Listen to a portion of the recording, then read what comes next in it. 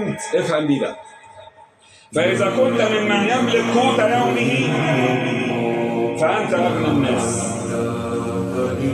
خليها تمشي يوم بيوم كده، خليها تمشي يوم بيوم. النبي عليه الصلاة والسلام كان بيقول إيه؟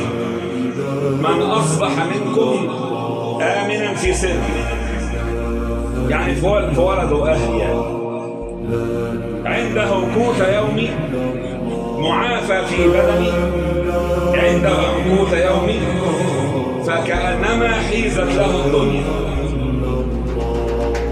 تصبح الصبح انت سليم في وسط عيالك، بتاكل اي حاجه موجوده وخلاص.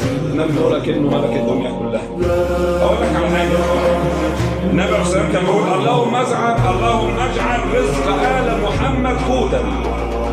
بيدعي اللي هو يبقى مسكين عليه الصلاه والسلام. يعني ايه قوتا؟ يعني يبقى عنده الكفايه وما يسالش، هو عايز ياكل ويشرب ما يسالش حد، بس هو مش طالب من ربنا اكتر من كده، هو مساله ما يحتاجش لحد بس.